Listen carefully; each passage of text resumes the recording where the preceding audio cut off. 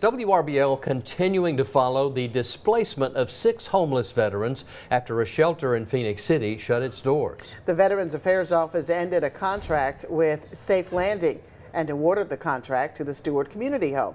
Little notice was given to the veterans as they were told to be ready to leave in less than 24 hours with no answers on where they were going. The following statement was given to WRBL. It reads in part, quote, "After a thorough contracting process, we're no longer working with Safe Landing to provide housing services through this program. We hold ourselves to the highest standards of communication and support for veterans, seeking to make these housing changes as seamless as possible for those we serve," end quote. WRBL's Hannah James has been following this story. She toured the Stewart Community Home and met with another veteran who has lived there for nearly a decade. She files this exclusive report. Welcome to the Stewart Community Home, a personal care home for those who are experiencing homelessness who also have either a physical or mental disability. The nonprofit has been in operation since 1976, operating out of this building since 1994. The home can house up to 68 people.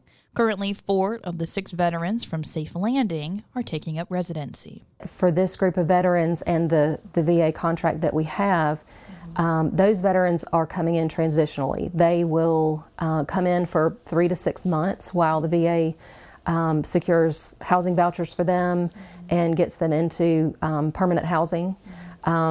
If it winds up being a good fit, they could potentially stay here, but the goal is to move them out of those beds so that the beds stay available for veterans in need. The Stewart Community Home was awarded a 6-bed contract with the Veterans Affairs Office to be a transitional housing site. While this is the first contract the home has held directly with the VA office, they have housed other veterans in the past, including Miss Jerry Smith. When I don't belong, oh, you say I am yours.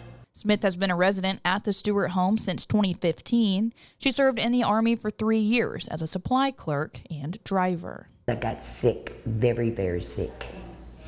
And I had to walk out on faith because there's no way in the world that I could, do my job anymore. And I had got my last short-term disability, and I knew I was getting ready to be homeless. Residents are set up in a dormitory-styled room with access to several resources on site and shops within walking distance. Each resident, whether permanent or transitional, has the freedom to leave the home at their leisure. Smith and Bice are both glad to see more veterans join the home. We've always had a heart for veterans, as I think anyone does, and it's really sad to see our men and women who've served their country to be homeless and living in less than habitable situations.